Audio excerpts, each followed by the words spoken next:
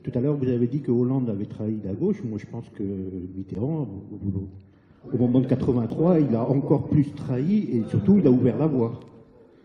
Après, j'ai moi quelque chose qui m'est resté en travers, c'est au moment de l'élection, quand on fait l'addition de la France Insoumise et du PS, ce qui a été voté par les gens pour le PS, s'ils avaient été ensemble, on gagnait. Macron n'était pas au pouvoir. Et à ce moment-là, dites-moi si je me trompe, mais il me semble que vous étiez encore au bureau national du Parti socialiste. Moi, je vous suis sur Facebook depuis très longtemps. Je sais que dès le début des Gilets jaunes, vous avez été avec les Gilets jaunes et que vous y avez vu quelque chose. Je suis tout à fait d'accord là-dessus. Mais ce qui m'embête, moi, dans l'histoire, c'est que les Gilets jaunes sont en train de faire quelque chose qui est inédit. Mais ce qui me fait très peur, c'est que je pense qu'on va se faire encore avoir, c'est-à-dire qu'on va se faire rattraper. On a vu des choses avec des syndicats. Le premier syndicat sur lesquels les Gilets jaunes se sont intéressés, ce sont les transporteurs. Les transporteurs, ils ont vendu les Gilets jaunes pour 500 millions. Mais si on se met avec des partis politiques, qu'est-ce qui va les empêcher, au moment des élections, de dire, eh ben, on fait comme on veut. C'est-à-dire, on ne s'associe pas. On fait des paris. Parce que ce qu'il a fait Mélenchon, c'est un pari. Il s'est dit, je vais passer tout seul, je n'ai pas besoin des autres. Mais nous, on en paye les conséquences maintenant. Et je ne comprends absolument pas pourquoi la France Insoumise garde des gens qui ont fait des paris qui ne sont pas bons, mais c'est surtout, pour moi, vous avez dit la gauche, vous avez dit les bobos, vous avez dit, on a eu une gauche qui a été encadrée par des bobos qui ont, depuis des années et des années, oublié la base sociale de la France. Vous avez un think tank, Georges Oret, je crois, qui a fait un rapport qui a dit que la gauche n'avait pas besoin des pauvres pour gagner les élections. Oui, c'est Terra Nova, pardon. J'ai compris votre question, monsieur. Vous avez compris? Oui. Moi, je pense qu'on va se faire avoir. Alors, je vais vous dire... Oui, mais à moins qu'on trouve des solutions différentes. Je voudrais essayer de... Il y a des choses qui existent au niveau horizontalité, en démocratie participative, ça existe. Il y a des associations qui ne fonctionnent plus avec un président, un secrétaire et tout ça, donc qui ne fonctionnent plus en vertical, qui fonctionnent en horizontal. Mais je vois dans les Gilets jaunes, je crois un mouvement qui est en train de commencer, là, le MAC, ben, c'est vertical. Vous avez les gens pour les élections qui sont présentés, c'est vertical. C'est des gens qui décident dans leur coin, et puis qui après décident d'imposer ce qu'ils ont eux décidé. Je pense que les Gilets jaunes, si on n'invente pas une autre façon de décider collectivement, c'est ce dont parlait monsieur tout à l'heure sur la solidarité, si on ne trouve pas de solution différente pour gérer notre mouvement, eh ben on va retomber dans les mêmes travers que ce qui existe déjà. Je vais vous répondre. Et je voulais juste, ma question, vous avez quand même beaucoup d'expérience, vous avez vu beaucoup de choses. Je pense que vous avez un esprit qui est resté de gauche malgré le fait de côtoyer. Ben, je pense que ça devait être assez rigolo quand même dans les bureaux nationaux du PS. On s'engueulait tout le temps. Mais je pense que vous avez peut-être, vous, au moins des clés que vous pourriez nous présenter pour qu'on ne tombe pas dans ce que vous avez connu. Mais monsieur a raison, parce que alors, je vais d'abord dire un truc. On ne peut pas être gilet jaune et pessimiste. Je dis ça en souriant. Et pessimiste. C'est-à-dire, on ne peut pas penser qu'on va se faire avoir. Parce que... Oui, je sais, mais... vous m'avez fait le compliment de me dire que j'avais assez d'expérience.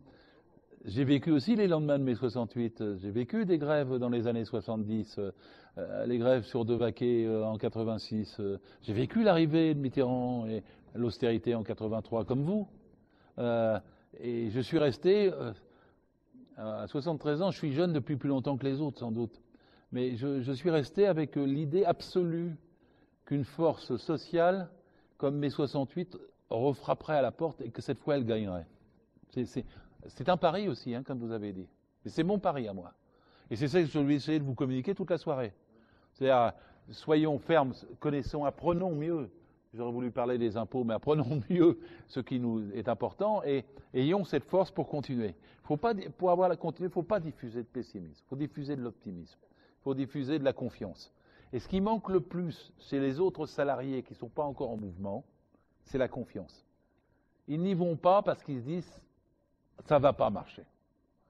Ils n'y vont pas parce qu'ils se disent « les gilets jaunes peut-être, ça va, mais… » On a fait des réunions, je veux dire, on a fait avec le client, on a fait des réunions sur la Drôme avec des syndicats. Et ils nous ont dit, vous nous avez volé notre révolution. C'est une bêtise, ça. Non, mais en rigolant, mais ils ont dit, on est à la ramasse. Ce que vous avez fait en 2 mois, oui. Oui. On l'a pas, en disant ils n'ont pas fait. Moi, je prendrais des mots comme ça aussi dans ce cas-là. D'un certain point de vue, vous avez suppléé au fait que les combats qu'ils ont menés n'ont pas abouti. Ça n'est pas les dénigrer que de dire ça.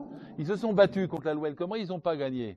Il y a eu il y a 2 ans, il y avait des mouvements sur les places dans les villes, nuit debout. Vous avez fait les ronds-points. Mais quelque part, c'est la gestation et le développement d'un même mouvement qui recherche la force, la confiance et la solution.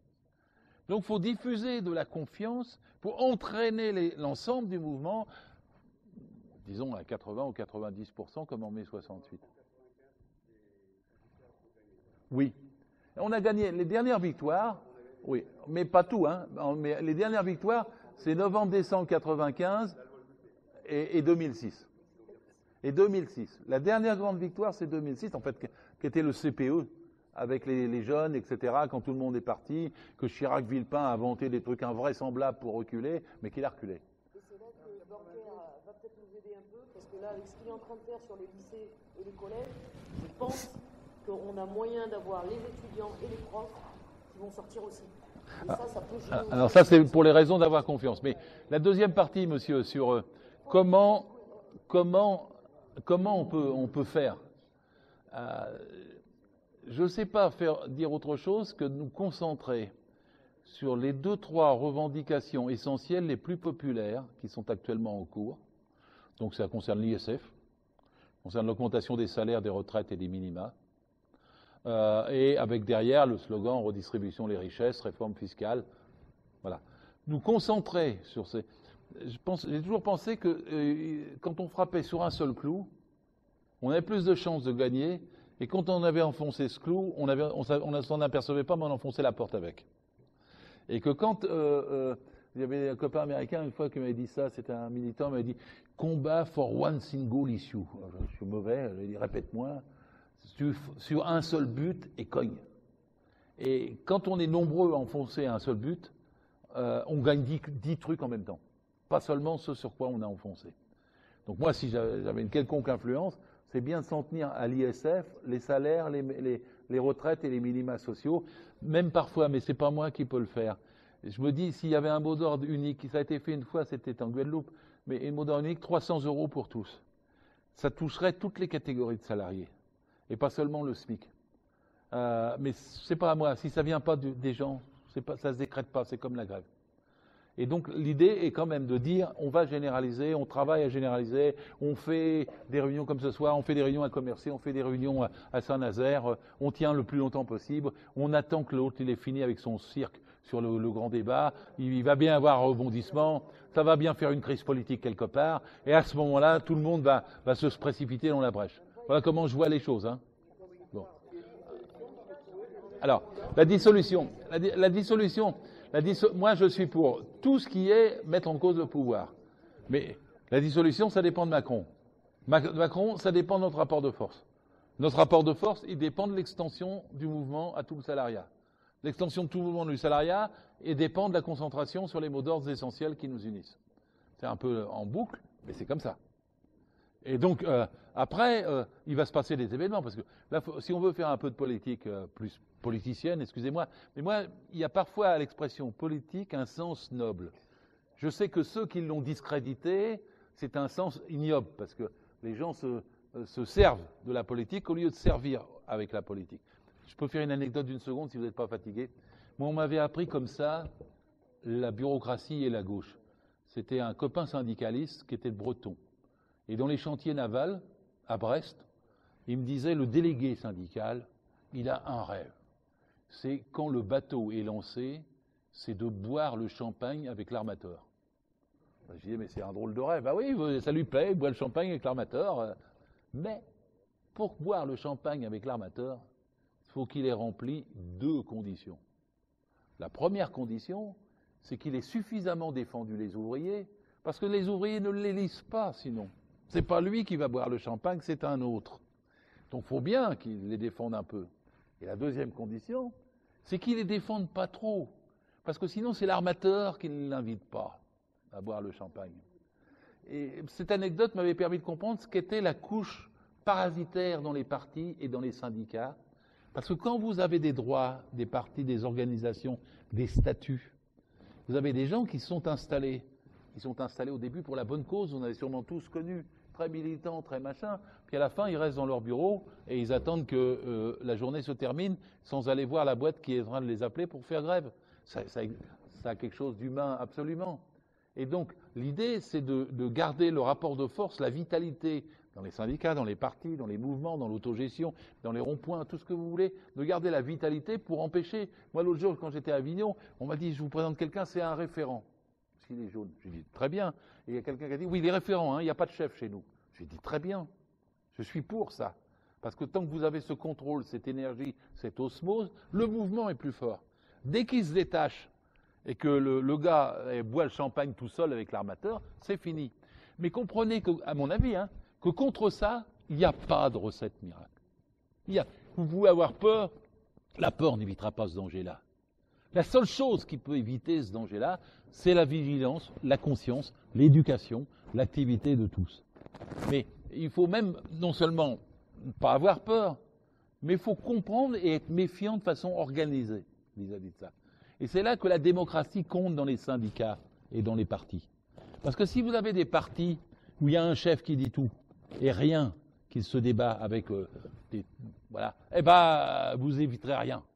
Tandis que si vous avez des partis où il y a le droit de dire, de parler, où on ne se fait pas foutre dehors parce qu'on a 18 autres chefs. Moi, je suis ni Dieu, ni César, ni tribun. Hein. Ça m'a toujours resté depuis que je suis petit. Et je suis pour des partis, des assemblées où les gens puissent parler, puissent se répondre. Et quelqu'un qui a dit quelque chose qui n'est pas d'accord, il n'est pas viré parce qu'il a dit quelque chose qui n'était pas d'accord. Il a le droit de le dire, de défendre son point de vue, de le faire prévaloir si ce point de vue se révèle majoritaire. C'est très important, la démocratie. Et la démocratie est la garantie de la non-bureaucratie. C'est la garantie contre les politiciens qui s'émancipent de leur base. Mais comprenez une chose, il y aura toujours une tendance à ce que des politiciens s'émancipent de leur base. Le gars qui est dans la merde, mais moi j'ai vu ça combien de fois, ça me faisait pleurer à chaque fois. Le gars qui était absolument dans la merde et qui prenait 100 balles dans la caisse du comité d'entreprise en disant je vais les remettre le mois prochain. Bon, pas de pardon pour ça, il n'y a pas de pitié pour ça. Ça se fait pas. Mais vous comprenez très bien comment ça arrive. Le gars, il est à la clé du comité d'entreprise, il n'y a pas de contrôle, et le patron va fermer les yeux parce qu'après il le tient. Sinon, je parle de tes 100 €. Hein. Et donc, une fois que vous avez ce système-là, c'est le champagne avec l'armateur, bah, évidemment, la vie sociale, l'espoir de la révolutionnaire meurt. Je répète, la peur n'évite pas le danger. Ce danger-là sera permanent, à mon avis, dans toute société. Mais il sera dominé, contrôlé et supprimé dans la mesure où la société sera active. Et ça, vous l'avez vu à votre niveau. Quand il y a 200 personnes sur le rond-point, il y a plus de vie, plus de contrôle que quand il en reste 10. Mais ça, c'est inévitable.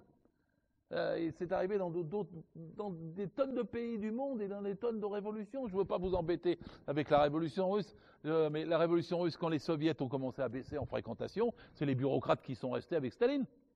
Alors là, ils ont écrasé tout. Et après, ils se goinfraient dans les coins et ils faisaient la même chose que les capitalistes d'avant. Et donc, comprendre ça, c'est se prémunir de ça. Je sais, j'ai pas de recette. Le mouvement Gilets jaunes, on voit du jaune de toute teinte. On voit des leaders en vidéo, etc. Je pense que tous les Gilets jaunes aimeraient s'identifier à une personne, une personnalité apolitique, un collectif qui pourrait les faire se soulever. Et ces gens-là, on les attend. On sait qu'ils se rendent compte, mais c'est ces gens-là qui pourront faire bouger les gilets jaunes. Écoutez, Si on reste comme ça, oui, mais ni Dieu, on quand connaît. même, quand même. Ni Dieu, ni César, ni Tribun. Nous n'attendons pas de sauveur. Par contre, moi, j'observe, mais je ne veux pas me prononcer. J'observe que de plus en plus, dans les assemblées et dans les réunions, parmi vous, il y en a plus qui parlent, qui agissent, qui prennent des responsabilités, etc. Le jour, quand j'étais à Avignon, il y a une dame, elle me dit, moi, je suis aide-soignante, je suis là depuis 3 semaines, j'ai appris plus depuis 3 semaines qu'en 30 ans de ma vie. Et c'est comme ça que ça se passe. C'est-à-dire que dans le mouvement, on apprend plus. Hein, je me rappelle, si vous avez encore une patience, moi c'est un vieux souvenir 68 art. C'était à Rouen, il y avait un cirque, on l'avait occupé, il y avait 3000 personnes tous les soirs. J'étais à la tribune comme ce soir, et le micro marchait mal. Et puis il y a une antésiante qui arrive, puis qui dit, émue, elle dit, j'ai pas l'habitude de parler. Elle regarde tout le monde, mais vous savez, je m'ennuyais dans mon métier, j'y croyais plus, mes enfants ne m'écoutaient pas, les parents venaient pas aux réunions, et ils regardaient la télé, il y avait 2 chaînes, hein. Ils regardaient la télé trop, mais depuis 15 jours, on était famés, quoi, depuis 15 jours, tout a changé, les gens, ils parlent partout, je m'engueule plus avec mon voisin de palier, les parents, j'ai pas besoin de les convoquer, ils viennent me parler, les enfants, ils me posent des questions qu'ils ne posaient pas avant, madame, qu'est-ce qui se passe, etc. Je me mets à l'arrêt de bus, il n'y a plus de bus, il y a quand même une voiture qui me prend, toute la vie a changé depuis 15 jours. Elle faisait ça avec une telle bonheur, et tout le monde vivait ça dans le cirque, 3000 personnes, il y avait un silence total, une émotion totale. Et quand elle a fini, je m'en rappelle comme tout. Elle a terminé, elle a dit, alors la question que je voulais vous poser, monsieur, qu'est-ce que vous pouvez faire pour que ça dure? J'ai été très mauvais dans la réponse. J'ai dû raconter des tas d'histoires, du genre une autre société, un socialisme, un autre parti, ensemble, mais ça ne répondait pas à son problème. Mais parce que je ne pouvais pas répondre à son problème. Il n'y a pas, c'est une volonté collective. Il n'y avait pas de réponse à ça. Et cette volonté collective, c'est celle qu'il faut que vous partagiez. Moi, je vais aller, avec mon ami Jean-Pierre, qui a la bonté de m'accompagner aujourd'hui, je vais aller à Commercy. Il était à Commercy. Il a du courage. Il était à Commercy. Je vais essayer d'aller là-bas, parce que moi, de mon point de vue, c'est ce qui me semble le plus avancé, le plus intéressant. Et je ne peux pas parler à votre place, mais si vous faites des réunions de ce type et des coordinations, et qu'il y a du temps pour discuter, des échanges, il y a d'autres orateurs comme moi qui sont très bons, qui vous parleront des impôts dont je ne vous ai pas parlé. Il faut un impôt progressif et pas proportionnel. Progressif. Il faut augmenter l'impôt de ceux d'en haut et baisser l'impôt de ceux d'en bas. Oui, c'est ça. Sous Balladur, il y avait 13 tranches d'impôts. Aujourd'hui, il n'y a plus que 4 tranches d'impôts. Si vous avez 20 tranches d'impôts, vous permettez que la progressivité s'en heurte. Et à 20, vous raflez tout.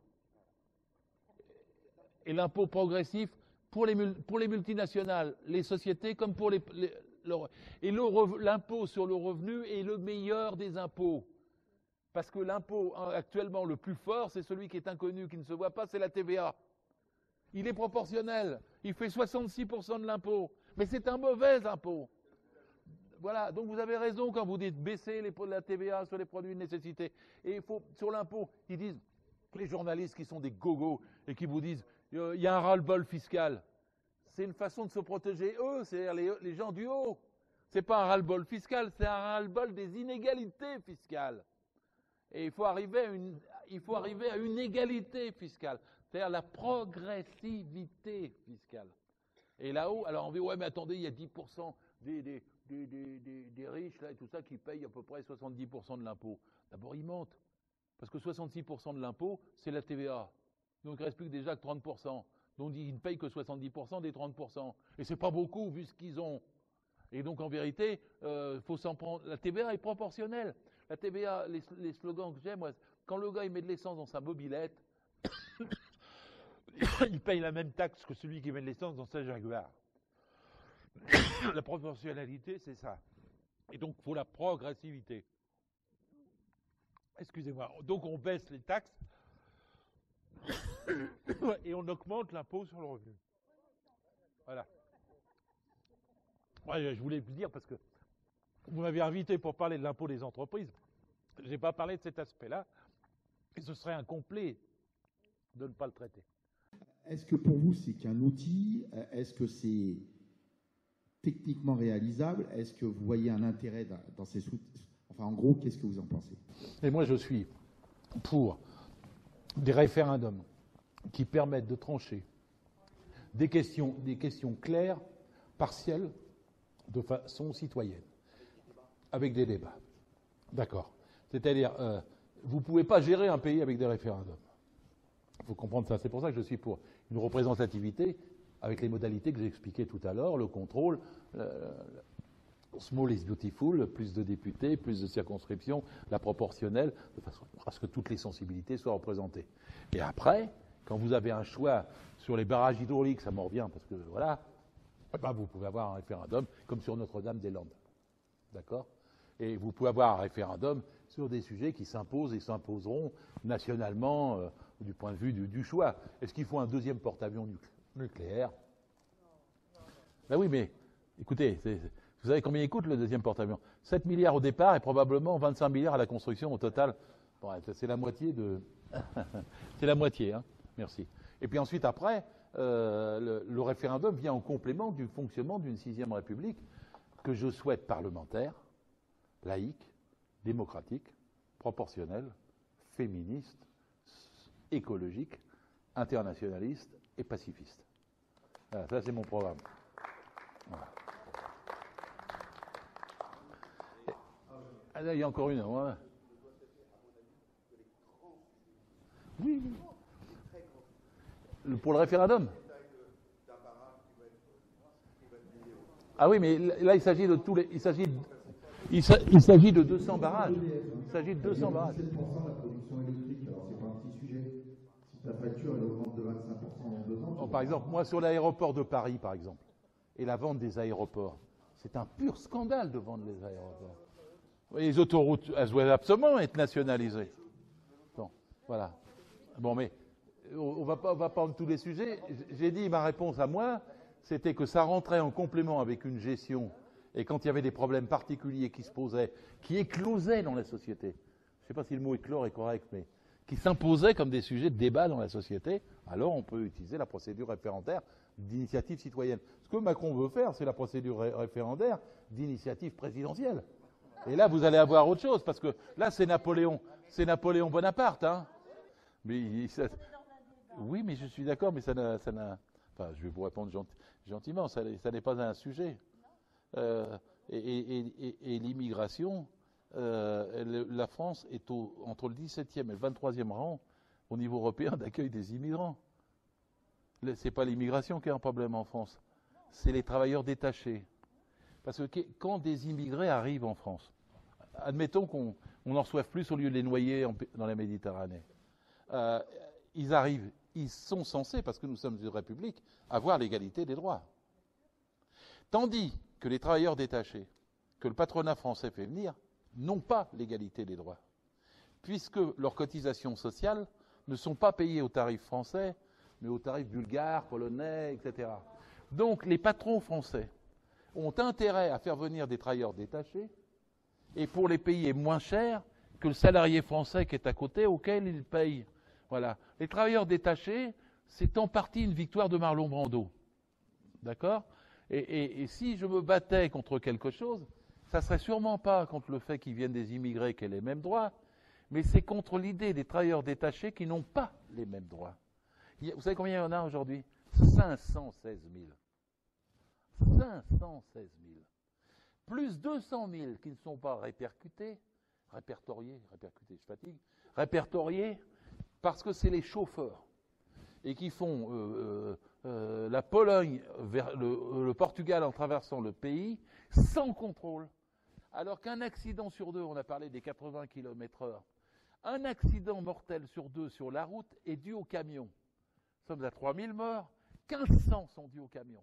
Et quand vous écoutez la radio le matin, vous dites il y a un accident là avec tel camion. Toujours le matin, le mec qui s'est endormi à son volant, qui a commencé à bafouiller, c'est l'accident mortel. Le contrôle des routiers, le respect des horaires, ça c'est l'inspecteur du travail qui vous parle, le respect des horaires des routiers. C'est-à-dire, hein, écoutez, c'est 40 000 emplois de plus. 40 000 emplois de plus. l'interdiction du statut d'auto-entrepreneur pour les routiers. C'est contrôler les grosses boîtes qui disent aux gars, je te paye ton camion, tu te mets à ton compte, je t'aide et tu roules pour échapper à la loi et au code du travail et aux cotisations sociales. 200 000 personnes, 40 000 emplois de plus, et la vie de milliers de gens sur le contrôle des routes avec les travailleurs détachés. Et les travailleurs détachés, ils travaillent 7 jours sur 7. Il y a une enquête là, cet été, en juillet, hein, dans l'Ain, hein, c'est pas si loin que ça. Ils ont mis 3 ans pour traquer une douzaine de boîtes qui faisaient travailler 500 personnes et montrer qu'ils ne les payaient pas, qu'ils fraudaient, qu'ils faisaient 14 heures par jour, etc. Ils ont mobilisé, je ne sais plus, 72 gendarmes, 12 policiers, toute l'inspection du travail pour 500, alors qu'il y en a 516 000. Et je dis à ceux qui veulent poser la question des rapports entre les salariés français et les salariés immigrés. Les immigrés, c'est un leurre, c'est pas eux le problème. C'est un leurre. Tandis que les travailleurs détachés, bien sûr, c'est voulu, c'est organisé, bien sûr. Il y avait l'histoire des portiques en Bretagne, j'avais hurlé en disant qu'est-ce que c'est que ces conneries de portiques? Alors, excusez-moi, parce que les eurodators, ils ont été perfectionnés, vous dites qu'ils sont encore trucables. Ils sont plus trucables aujourd'hui. C'est comme les riches, on sait la moindre minute. Ouais, non, ils sont plus trucables. Mais ce qu'il faut, c'est qu'il y ait 200 ou 300 contrôleurs de plus pour traquer le gars qui fait Varsovie-Lisbonne. Mais ils voulaient des portiques et pas des contrôleurs. Je me suis battu là-dessus, vous ne pouvez pas savoir. Moi, les contrôleurs du travail, c'était protéger la santé des roulants, c'était protéger la santé, voilà, c'était protéger les horaires, c'était faire de l'emploi. Voilà. Tandis que les portiques, c'était que dalle. C'était simplement une comptabilité avec une société privée qui se mettait un tiers de ce qui était collecté dans la poche et pas dans l'État. Donc tout ça, je le connais par cœur. Mais je suis en train de vous dire comment, avec un corps de contrôleurs, avec des eurodateurs fiables, on peut parfaitement faire de l'emploi en plus en protégeant la santé des gens. C'est pas normal que dans la loi, on soit à 56 heures en comptant le cul du camion, en comptant l'astreinte. Parfois plus, oui, je suis d'accord. Enfin, ça reste à 56 heures dans les textes, alors. Ce que je voulais dire, enfin, j'ai pas de question, c'est qu'on se rend compte d'une chose en France, il y a des choses exceptionnelles qui se passent, et on a encore notre droit de manifester. Je vais faire juste une comparaison. Je l'ai appris il n'y a pas très longtemps, je ne sais pas s'il y en a qui sont au courant ici. Donc au Venezuela, quand les mouvements sociaux ont commencé, c'était en 2017, donc ça va faire 2 ans bientôt, il y a eu 120 morts. Il y a eu 120 morts. Voilà. Attention, je ne suis pas en train de minimiser les blessés qu'on a eus, avec les armes que que tout le monde sait. Mais au Venezuela, 120 morts. Et là, ça n'a pas manifesté pendant des mois et des mois. Non, mais vous avez raison. Mais donc, les pays, on a une chance inouïe. Quoi, non, je ne trouve pas. De ne pas se trouver mort. Monsieur, parce qu'il faut dire, dans d'autres pays, là, on serait tous en prison, là. Hein. Monsieur. Non, c'est pas ce que je veux dire. Mais on a une chance inouïe, utilisons-la à bon escient. Monsieur, je ne partage pas tout à fait votre point de vue parce que sous la droite au Venezuela, les manifestations d'avant, le nombre de morts en 1989 pour les manifestations, c'est 3000. C'est-à-dire ce sont des pays dont la tradition est infiniment plus violente, c'est regrettable, mais que la nôtre. Et la nôtre est une tradition plus républicaine. Il y a 2 morts ouvriers qui ont été tués en juin 68, plus un lycéen, Gilles Tautin, en juin 68, et il n'y a pas eu de mort en mai 68. Et les blessés en mai 68, les arrestations en mai 68 sont inférieures à ce que nous fait ce salaud de Macron. C'est-à-dire que ce qu'il fait, c'est bien pire. Je ne partage pas votre point de vue, excusez-moi, sur ce point, parce que là, je trouve que la non-interdiction des LBD et la non-interdiction des fameuses grenades, la GLI F4, que je ne sais pas prononcer, est scandaleuse. Je veux dire, quand on voit les 120 blessés graves, là, quand on voit ce qu'ils ont fait, il vient de se vanter, Castaner, qu'il a fait 7800 arrestations. Cherchez le chiffre en mai 68 pour avoir 7800. Puis permettez-moi de dire qu'en mai 68, du point de vue de la casse, de tout ça, etc., c'était autre chose. Regardez les photos de la rue Gay-Lussac, il n'y a pas un rond-point qui a atteint ça jusqu'à présent. Il y a des jeunes à l'heure actuelle, monsieur, qui disent c'est pas vrai, c'est nous qu'on casse tout, c'est pas vrai. Mais bien sûr, ça n'est pas vrai. Il y a eu bien plus de casse en mai 68, et je vous confirme, il y a eu bien plus de casse dans des manifestations en 1979 de la sidérurgie, et il y a eu bien plus de casse dans des manifestations de la FNSEA, que ce soit en Bretagne ou que ce soit à Paris, que ce qui a été fait dans les mouvements récents. Et donc je dis que la façon dont ils procèdent, parce qu'ils procèdent de toutes les façons, c'est-à-dire les insultes sur l'antisémitisme, la peur avec les grenades, la campagne sur les manifestations. Écoutez, moi j'ai regardé le chiffre de Castaner. Il y a 15 jours, il donnait nationalement, je crois que c'était 52 800 manifestants. Et le samedi dernier, il a dit 51 400. Mais qui croit des chiffres comme ça ?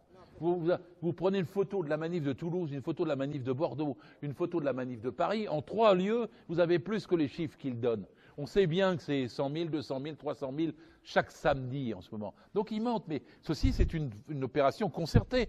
Parce que le mensonge sur le chiffrage, les attaques antisémites, racistes, homophobes, d'extrême droite, tout ça, c'est pour faire reculer. C'est l'ensemble, plus la répression pour faire peur. Parce que moi j'ai vu l'autre jour, il y avait une copine qui était assise à côté de moi, qui est une manifestante, avec ça, et elle me dit, j'ai interdit à mon fils d'y aller. Ben oui, le môme il a 18 ans, il veut aller manifester, et le parent il est normal, il dit, tu vas revenir avec un œil au moins. Qu'est-ce qu'il pense pas ça? Et donc ils ont diminué drastiquement le nombre de manifestants réels, avec la peur qu'ils ont fait.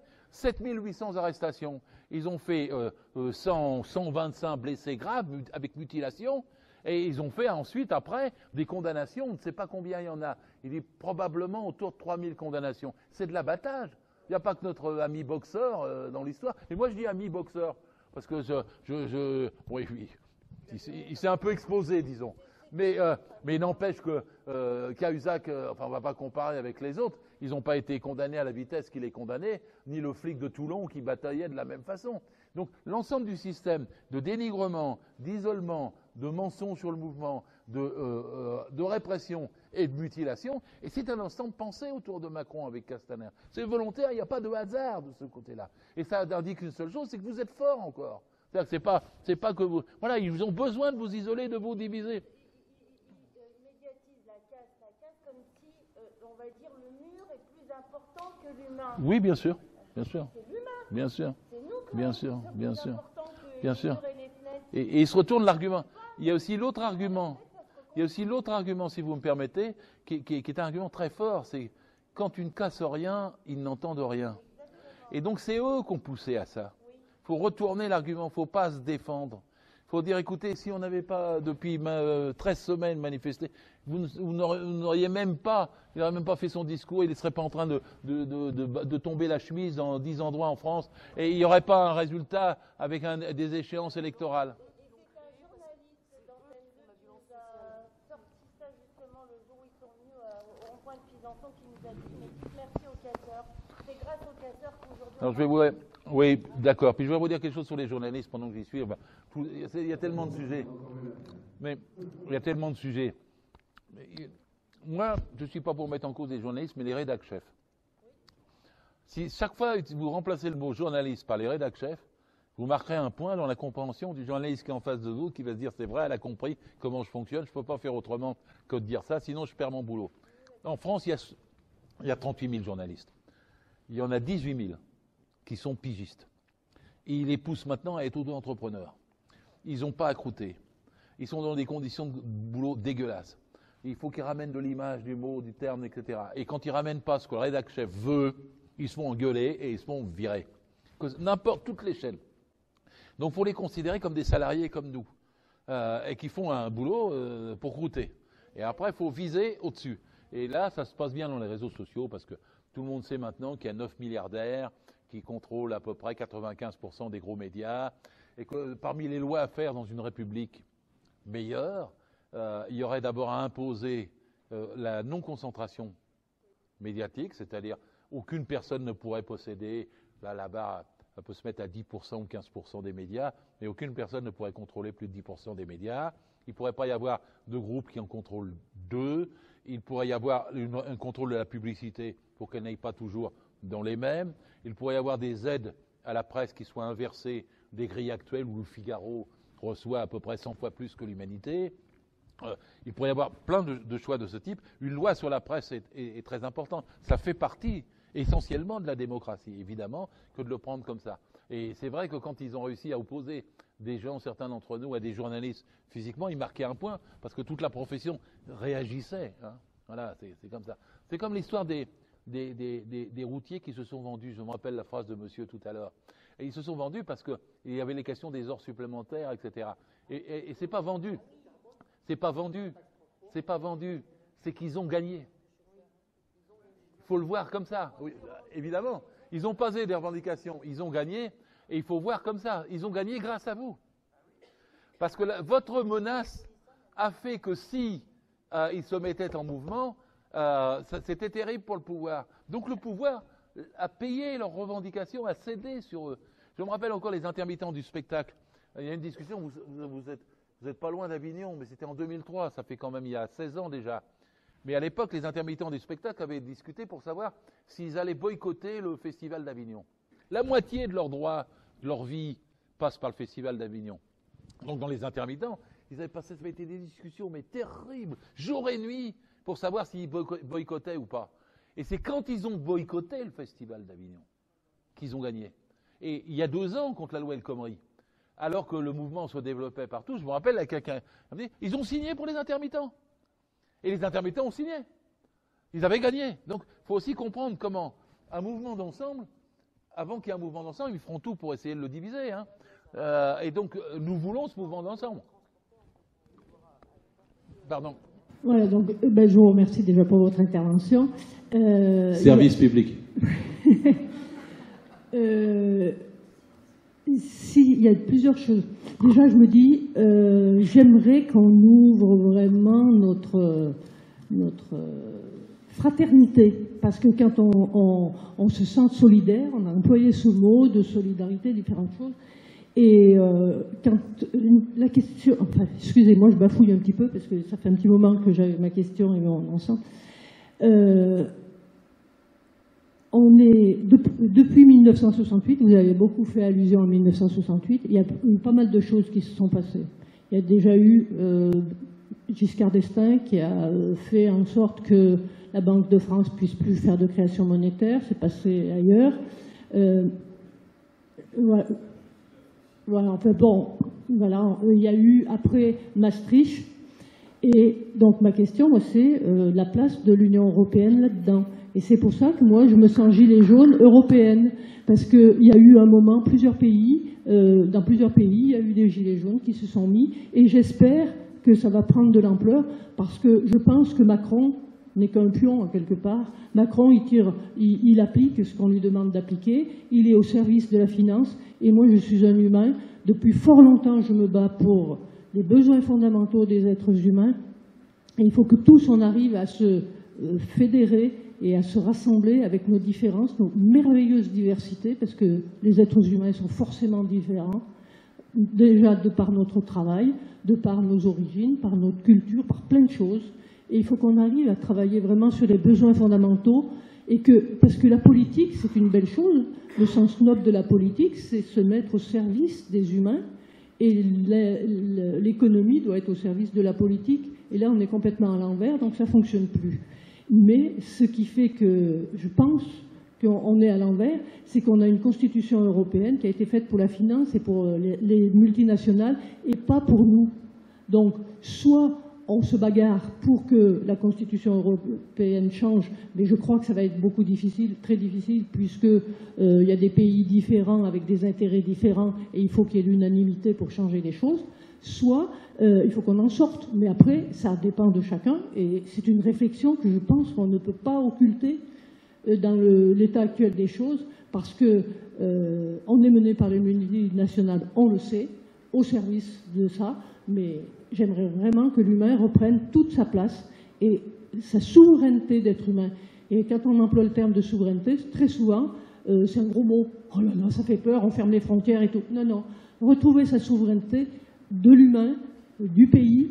Et il y a une petite chose que je voulais dire aussi, c'est que tout à l'heure, vous avez fait allusion à la suppression des communes et des départements. Eh bien, moi, une chose qui me fait peur, c'est les euro-régions. Parce que quand on aura tout coupé les pays, parce qu'on aura créé des régions européennes dirigé par l'Union européenne. La loi NOTRe, il y a des tas de choses, on ne va pas rentrer dans ce débat-là, mais je pense qu'il faut qu'on reste solidaire, gilets jaunes, des humains. Il y a les salariés, bien évidemment, ça c'est votre analyse, moi je la trouve très intéressante par rapport à cette position du salarié, par rapport au reste, mais on est tous des humains, et même nos grands dirigeants, ce sont des humains, mais ils sont un petit peu déconnectés. Et donc, qu'on se serre les coudes en tout cas, et quand je vois des divisions déjà entre nous, je trouve que c'est intéressant qu'on rassemble les forces. Je partage votre préoccupation. Il faudra me faire revenir pour parler de l'Europe, si vous voulez bien, parce que en fin de soirée c'est difficile. Je vais quand même vous dire un mot. Oui, parce que j'ai entendu, vous dites, Macron a un mandat, vous avez dit il obéit ailleurs. C'est le seul point sur lequel, dans ce que vous avez dit, je ne suis pas d'accord. Macron est chef. Il est pire que les autres.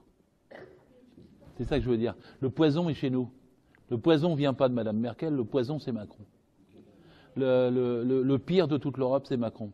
Sous forme de blague, parfois je dis Macronxite. Hein? Pourquoi? Parce qu'il est le plus avancé dans l'aile libérale actuellement en Europe. Donc moi, ce que je veux, c'est qu'on le renverse, lui. Et ce que je vous dirais, ce qui arriverait si on le renversait, le lendemain de la prise du pouvoir, je ne ferais pas du Hollande. Je ferais 1800, 32, 60, 20. Le SMIC à 1800 €, la semaine de 32 heures, la retraite à 60 ans, pas plus de salaire maximum à 20, et même 5, pas plus de 5% par entreprise. Immédiatement, là, par ordonnance, avant de changer toute loi, ordonnance, tout de suite que les gens aient quelque chose dans leur assiette, tout de suite. Et qu'est-ce que ça changerait? Tout en Europe. Tout en Europe. Parce que c'est pas Malte, Chypre, l'Estonie qui nous empêcheront de faire ça. Personne ne nous empêchera de faire ça. Aucune unanimité ne résistera à ça. L'unanimité, c'est du pipeau. C'est du papier. Quand on a une volonté de faire autrement, l'unanimité vole en éclats. Et les gens se reconfigureront. C'est les Portugais qui vont dans ce sens-là aujourd'hui, diront c'est bien les Français. Les Espagnols qui sont aussi en train de chercher une voie diront c'est bien. Ceux qui le veulent en Italie, en Allemagne même, parce que les salariés sont battus pour la semaine de 28 heures, ou bien en Belgique, ils diront voilà, on a enfin un exemple. Et l'Europe basculera si nous prenons le pouvoir en France. C'est-à-dire, je ne fais pas de la sortie de l'Europe un préalable à notre prise du pouvoir. Je fais de notre prise du pouvoir un préalable au changement de l'Europe. Et je dis bien Europe, parce que l'Union européenne, je suis contre. Vous avez en face de vous quelqu'un qui a voté contre Maastricht, qui n'a jamais changé sur ce sujet, qui a voté contre le TCE, contre l'acte unique. J'étais contre le traité d'Amsterdam, le traité de Nice, et j'étais contre le TSCG, c'est-à-dire le traité ordo-libéral qui a été adopté par Sarkozy, Merkel, et ratifié scandaleusement par Hollande. Je suis contre ce traité parce que pour moi, c'est des traités capitalistes, et je suis anticapitaliste. Mais pour lutter contre le capitalisme, je sais bien que je ne commence pas par dire « à bas le capitalisme ». Je commence par dire, je me bats avec les gilets jaunes pour augmenter les salaires. On est d'accord. Vous savez, la Révolution française, ça s'est fait comme ça. Parce que la Révolution française, il y avait des gens qui discutaient à Paris de la République future. Ils ont discuté longtemps. Mais c'est ceux qui sont allés chercher le pain à Versailles qui ont fait la Révolution. Marie-Antoinette, elle leur a dit, vous n'avez pas de pain, mangez de la brioche. Alors, ils lui ont coupé la tête. Mais si vous aviez dit, on va à Versailles pour couper la tête à Marie-Antoinette, vous n'auriez eu personne derrière vous. Parce que les processus révolutionnaires, ils commencent toujours avec des gens qui veulent obtenir satisfaction sur leurs revendications, et parce que le système ne leur accorde pas satisfaction, alors ils vont plus loin que ce pourquoi ils se sont engagés au début. Toutes les révolutions sont comme ça. Toutes les révolutions commencent par des choses, je dirais, des accidents. Regardez en Tunisie, le marchand de légumes qui s'immole. Ou bien vous regardez en Tchécoslovaquie, il y a 50 ans, le gouvernement avait fermé la lumière d'un théâtre parce qu'il jouait une pièce d'opposition. Les gens sont sortis du théâtre. Ils ont manifesté dans la rue, c'était à Prague le soir, ils ont été rejoints par tout le monde et le régime est tombé. C'est toujours comme ça que les choses se font. Elles ne se font pas parce qu'on dit « je veux changer le système dans son ensemble », mais parce que je veux avoir satisfaction sur ce dont j'ai besoin, et le système ne me le donne pas. Donc on met en cause le système. Et c'est pareil avec l'Europe, c'est pareil avec Macron, et on est en train de faire, à mon avis, en partant de nos besoins, de nos revendications, on est en train de faire ce qu'il faut pour gagner contre Macron. Je disais, qu'est-ce qu'il faut faire pour l'Europe, quoi. On disait, qu'est-ce qu'il faut faire, est-ce qu'il faut voter, est-ce qu'il ne faut pas voter. Et votez quoi? Écoutez, moi, personnellement, hein, je ne peux pas vous engager, puis vous n'êtes pas obligé de partager tout ce que je dis non plus. Moi, je serais pour une liste unique de la gauche pour empêcher que ça soit Macron qui passe. Parce que pour l'instant, vous avez 7 listes de gauche qui vont chacune avoir entre 1 et 10%. Et l'autre, il va dire, j'ai 23%, allez vous faire voir, je fais ma retraite sur les retraites, ma réforme sur les retraites, je fais ceci, je fais cela. Et je pense qu'il faut une force qui corresponde à ce qu'on est, qui soit la plus groupée possible. Bon, ça ne changera rien parce que c'est pas en Europe, c'est pas dans cette élection qu'on changera les choses, ni en Europe, ni en France. Mais du point de vue du symbole, si c'est lui qui est en tête, c'est moins bon pour nous, pour la suite de la bataille. Tandis que si on réussit à faire une liste qui recueille une certaine majorité de tous ceux qui veulent changer le système de notre côté, eh bien, à ce moment-là, on réussira mieux. Mais c'est dur, hein, parce que, vous savez, quand j'ai d'autres occupations, je participe à des réunions nationales avec... moi, je les connais tous, hein, Hamon, Mélenchon, le PC, les Verts et tout ça, etc. J'ai jamais vu une situation aussi dramatique avec une mosaïque d'opposition. Et je leur dis à tous, je suis ceux qui disent à tous, si vous ne réglez pas le problème de l'unité, vous n'acceptez pas qu'on se mette ensemble dans une maison commune avec de la démocratie. Alors, ouais, mais t'es trop différent de moi, mais oui, lui, il n'est pas pareil, mais la dernière fois, il a fait ça, mais... Oui, je sais bien, mais il y a l'unité d'action, ce n'est pas l'unité de pensée. On a le droit d'avoir des idées différentes sur ce qui s'est passé il y a 5 ans, 10 ans, 20 ans, 30 ans, pourvu qu'on se mette d'accord sur les 5 ou 6 points du moment, aujourd'hui, qui comptent. Voilà. Et moi, j'ai proposé, et je propose toujours 5 points, qui sont en Europe, c'est la fiscalité, c'est-à-dire il y a 1000 milliards de fiscalité, rendez-nous-les, on va faire une autre Europe. L'écologie, COP21, il y a autre chose à faire que la pollution de M. Volkswagen avec ses pots d'échappement. Moi, mon slogan préféré, c'est « Pour sauver la banquise, il faut nous sauver des banquiers ». Bon, j'ai des droits d'auteur là-dessus. Le troisième, c'est contre le dumping social, c'est-à-dire un salaire minimum européen aligné sur le haut, bien sûr. Hein, c'est-à-dire des droits sociaux, des droits du travail alignés sur le haut. Et le quatrième, c'est de faire qu'il y ait des institutions. Ils ont inventé le secret des affaires. Non, la transparence des votes et la transparence et le pouvoir au Parlement européen et pas à la Commission ni aux États. Et le cinquième, c'est une Europe accueillante plutôt qu'une Europe fermée et qui traque avec des miradors tout ce qui arrive comme Trump le fait avec le Mexique. C'est les 5 points. Et moi j'ai dit aux gens, Mélenchon, tu restes Mélenchon, Hamon, tu restes Hamon, Jadot, tu restes Jadot, mais vous pouvez choisir 5 points. Si vous n'êtes pas d'accord avec les 5, proposons-moi un autre, remplacez un par un autre, voyons ce qui peut nous faire accord. Et une fois qu'on a 5 points, on fait une liste. C'est pas très dur de se partager, ça fera le même nombre d'élus. Tandis que par contre, ensemble, eh ben, on fera 25% ou 26% ou 27% des voix. Et l'aspect psychologique de cette chose-là nous permet de marquer des points contre Macron. Ça sera plus important que d'avoir 6 listes. Ah, je ne peux pas répondre à votre place, sinon je vais me mettre dans une... Mais oui, mais parce que je veux pas de polémique avec eux. Je veux parvenir à un accord. Et donc si je me mets à dire c'est parce que machin a ça dans la... C'est le contraire de ce que je suis en train de dire. On passe notre temps avec mes amis à multiplier les réunions unitaires pour arriver à ça. Et on considère encore que c'est pas foutu. Peut-être dans 15 jours ce sera foutu, peut-être dans un mois ce sera foutu, mais pour l'instant on essaye ça. Et si le mouvement social dont nous venons de parler toute la soirée se développe, alors ça aidera aussi. Parce qu'ils diront, oh bah merde, on va pas se diviser alors que vous avez tous des sympathies ou des amis dans l'un ou l'autre de ces courants, etc. Il faut vous battre matin, midi et soir. Avec ceux qui y sont, c'est comme le contrôle, c'est comme la vie pratique. En leur disant unité, démerde-toi, trouve une solution, reste pas comme ça, arrête de dire non, un tel, etc. Ça dépend aussi de la force. Moi j'ai regardé des sondages, mais ils valent ce qu'ils valent. Il doit y avoir plus de 80% de l'opinion qui est pour une liste commune de ce type. Bon, mais le problème, c'est que les gens ne savent pas. On ne va pas aller tous les matins réveiller Mélenchon en disant c'est ce matin, mais quand même, faut que ça remonte, faut que ça bouge. Alors justement, donc on est en train de bouger, d'où l'invitation, puisque si on est là ce soir, c'est pour quand même évoquer les causes fortes. Et on est tous à se dire un petit peu ici, comme on l'a pu le dire à droite à gauche, il faut qu'on arrête d'être gentil. Il faut qu'on soit vrai. Il faut qu'on aille chercher tous ensemble ces 1000 personnes qui tiennent la France, Gérard. Et je crois qu'il y a un message qui peut être important, parce que c'est vrai qu'il y a quand même un sacré chemin derrière vous. Il faut s'unir. Maintenant, on peut s'unir, on peut être autant que vous voulez. En face de nous, on aura ce moment où, entre l'être humain, puisque je place l'être humain, le respect pour le respect et la paix dans le monde, et je suis aussi pour la répartition.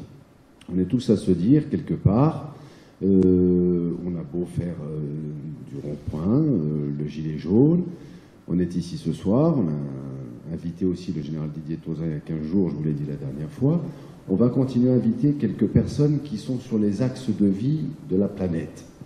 Il y a un moment donné où, on est un peu en train de se le dire là depuis quelques jours, on voudrait inventer un slogan, puis former une grande ligne, en disant maintenant « stop ». Et si vous nous arrêtez par les lois, puisque finalement on part un peu tous dans nos souhaits, quand on est ensemble on est fort, puis quand on est chacun chez soi on se dit qu'est-ce qu'on fait. Alors je propose, là ce soir, immédiatement d'avoir oui ou non, pas obligé de répondre non plus, si on peut compter sur vous et se mettre sur la même ligne pour l'avenir de la France. Et après on pourra rentrer dans une question-réponse. Je pense qu'on peut être tous à faire nos questions, mais il va falloir mettre des questions avec une force. Presque dans un... Je sens quand vous avez un saut de choses, presque en se disant, voilà, maintenant c'est comme ça, c'est pas autrement. C'est fini. Stop. Mais alors, je comprends et partage ce que tu dis là. Bon, moi aussi, je ne peux pas le dire, parce que je le dirais d'une autre manière. Ça, c'est notre sentiment. La question, c'est notre sentiment collectif. Voilà, donc est-ce qu'on pense que sur à peu près ce qui a été discuté, parce que moi, vous m'avez écouté, mais je vous ai écouté aussi, ce qu'on a discuté, est-ce qu'on pense qu'on a suffisamment de force, de dynamisme pour pouvoir passer et changer les choses? Moi, je pense que oui. Moi, je suis qu'un... Oui, ils sont mille, et puis moi... Et nous, moi, je suis qu'un militant parmi les autres. Hein. Si maintenant on est en masse, on peut aller à 2 millions, on va à 2 millions à Paris, d'accord. On va rester 1 jour, 2 jours, 3 jours. On n'a plus d'argent, il faut manger, on rentre tout chez nous. Bon, la fête continue, on va aller jusqu'à où? Non, mais moi, alors, soit on s'unit maintenant, oui. On se dit oui, on est sur la même ligne. Bien sûr, on n'est peut-être pas, comme tu disais tout à l'heure, on n'est peut-être pas tous d'accord, mais voilà les 5 points.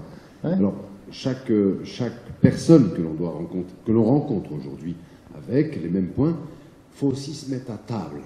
Et à table, c'est parce qu'on se dit, tiens, si je dis ça, on va venir m'embêter, tiens, si je le dis de cette manière-là, ça peut faire quoi? Aujourd'hui, il faut plus se retenir. Parce qu'on s'est trop retenu, Gérard. Oui. On s'est trop retenu. C'est vrai ou c'est faux? Oui, bien sûr. Alors donc, je propose ce soir, si, en tant que messager, puis non, ouais, Gérard, je suis obligé. Après, c'est un oui ou c'est un non. Mais je propose d'être sur la même ligne pour ces 5 points qui peuvent avoir un peu sur un espace un peu plus large, mais que l'on peut regrouper. Mais de se dire, voilà, aujourd'hui, demain, si tu rencontres Saint-Nazaire ou que tu rencontres Commercy, ce qui est bien, c'est de se dire, voilà, tiens, il y a les gilets jaunes comme ça, et c'est ce que je sens. Alors, je pense que c'est ce qui se doit se dire aussi. Mais je crois qu'on doit avoir des messagers importants, par le nom, en disant, tiens, voilà, ça a une puissance. Si tu passes à la télé, toi, tu ne vas pas avoir le même effet que moi, j'ai eu avec le ministre, qui pour l'instant, ça fait 15 jours qu'on attend. Il ne va pas attendre longtemps, ministre ou pas ministre. Alors, si tu comprends un peu à travers les lignes, est-ce qu'on peut se dire, tiens, M. Filoche, avec les gilets jaunes, ou le peuple, tout simplement, puisque c'est les gilets jaunes, mais c'est le peuple, est-ce qu'on peut maintenant démarrer tout de suite quelque chose? Et là, il n'y a pas tout le monde, parce qu'on est aussi dans toute la région. On a dit quart sud-est aujourd'hui, nord-est, nord-ouest, Toulouse, vous connaissez la différence, il y a ceux qui veulent Pacifique et les fatigués, les méchants, c'est la seule chose. Je pense qu'avec le grand tour de France que tu fais, on peut être avec des personnes, bien sûr, qui ont la possibilité d'avoir d'autres portes ouvertes, de faire très vite, puisque je pense qu'il y a beaucoup de gens qui commencent à se poser des questions, on commence à sentir les violences. Alors les violences, on se les dit, maintenant il faut les dire, voilà, il faut peut-être les prévenir. Alors je veux faire peur à personne, mais je crois qu'il est quand même grand temps de mettre nos couilles sur la table. Et de dire maintenant presque c'est comme ça et c'est pas autrement. À partir du moment où si c'est pour l'intérêt général, pour le bonheur de tous, dans le respect et la tranquillité. Ah, très bien, c'est le mot de la fin. Bah oui, évidemment.